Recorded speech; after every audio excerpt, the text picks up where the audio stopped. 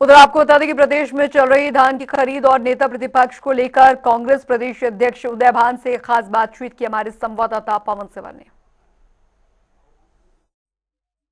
हरियाणा में इन दिनों फसलों की खरीद मंडियों में हो रही है। इसको लेकर जो विपक्ष है वो विपक्ष का आरोप है कि किसानों को मंडियों में काफी दिक्कतें आ रही है और साथ ही साथ फसल एमएसपी पे भी नहीं खरीदी जा रही है, भी आरोप जो विपक्ष लगा रहा है। मेरे साथ हरियाणा कांग्रेस के अध्यक्ष चौधरी उदय भान मौजूद हैं।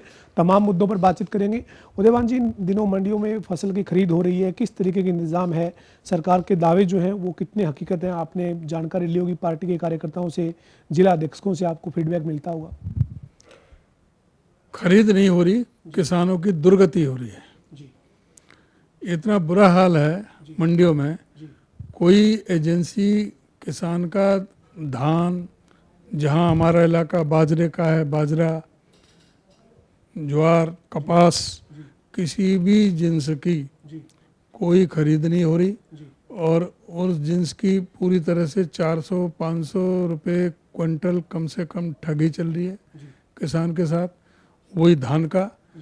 इस भारतीय जनता पार्टी सरकार ने, इनके जो प्रमुख है सरकार के मुख्यमंत्री श्री नायब सिंह सैनी जी ने कहा था कि चुनाव जब चल रहे थे तो उन्होंने कहा था कि भाई 8 अक्टूबर के बाद किसान के धान को मैं 3100 रुपये क्विंटल खरीदूंगा और वो 3100 के बाद छोड़ो 2000 में बेचना पड़ा उनको और वही पोजीशन अब है।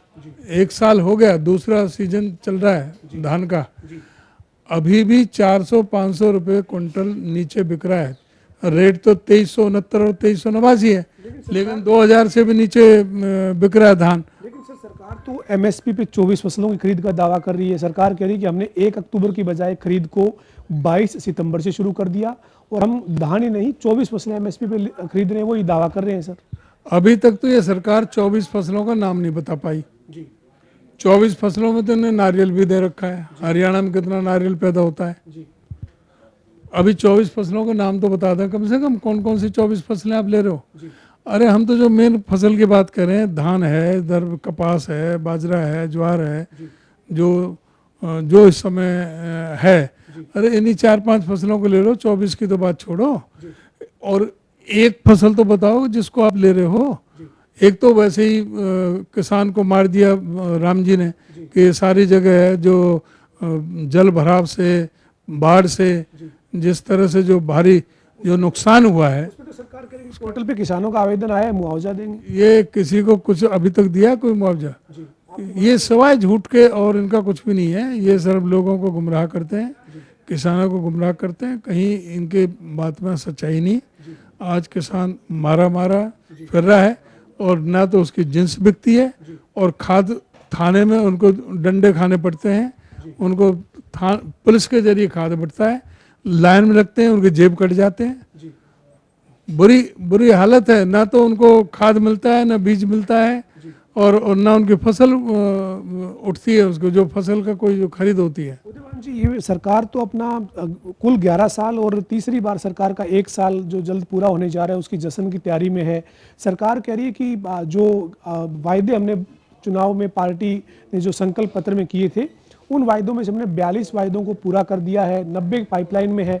तो सर, आपको लगता है वायदे पूरे हुए हैं? सर, वो लाडू लक्ष्मी योजना संकल्प इनका पूरा नहीं हुआ है, सवाए झूठ बोलने के इनका कोई वो है नहीं।